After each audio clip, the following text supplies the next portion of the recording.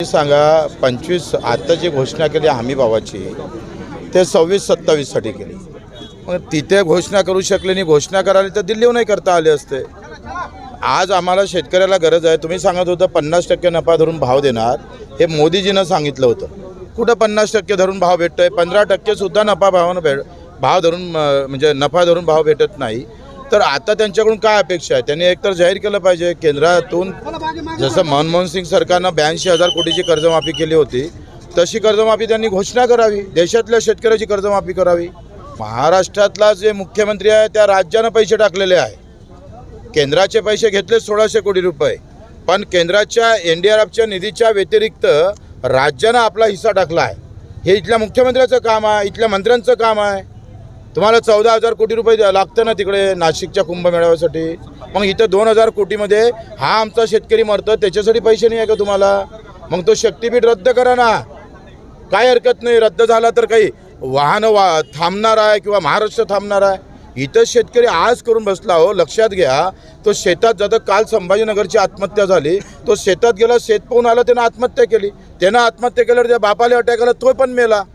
कारण तो शेती पाहून आल्यानंतर सरकारच्या तोंडाकडे पाहतं, सरकारचं तोंड बोलायलाच तयार नाही आहे. यावेळेस दिलासा द्यायचं काम आहे. काय द्यायचं असेल तर द्या, पण वाईट तर बोलू नका ना. आमचे मुख्यमंत्री शेतकऱ्याला म्हणता तुम्ही राजकारण करताय.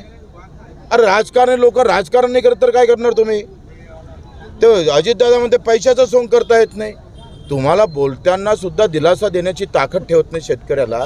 पैसे द्यान तेव्हा द्यान, पण बोलणं तर चांगलं ठेवलं पाहिजे का नाही? तो आज कुठल्या अवस्थेत आहे शेतकरी? तुम्ही सांगा. एका इकडे अतिवृष्टीनं मेला आणि दुसऱ्या इकडे भावानं मेला. काय भाव आहे कापसाचे? विचारा त्या अमित शहाला. आता येतं तर 6,500 रुपये. आणि का बोलावला तुम्ही विदेशातला कापूस? लाज नाही वाटली का तेव्हा? विदेशातला कापूस बोलावत असताना आमच्या कापूस उत्पादक शेतकऱ्यावर काय परिणाम होईल हे पाहायचं नाही, आणि शेपटी हलवायची ट्रम्पच्या समोर, आणि इथं येऊन सभा घ्यायचा, मेळावा घ्यायचा. आता टॅक्स माफी उत्सव केला. कापडावरचा टॅक्स 5% केला, पहिले तो 12% होता. सुतावरचा 5% होता, तो 12% केला. सेम केलाय. हे सगळा गोलभंगाळ आहे, बनवा बनवी सुरू आहे. आपल्याला काय वाटलं, कापडावरचा टॅक्स कमी झाला, 12चा 5 केला म्हणून आम्ही खुशी होतोय. पण त्या सुतापासून जे कापड बनतं त्या सुताचा जो 5% होता तो 12% करून टाकलाय. म्हणजे त्या तिथं घुमून आम्हाला मारणं सुरू आहे. इकडे सांगायचं आम्ही टॅक्स कमी केला म्हणून, आणि दुसऱ्या इकडे तिसऱ्या अर्थव्यवस्थेत चाललो आहे आम्ही. आणि तिसऱ्या अर्थव्यवस्थेमध्ये रोजच्या आत्महत्या 15 आहे हो. मग ही अर्थव्यवस्था अदानी अंबानीसाठी आहे का?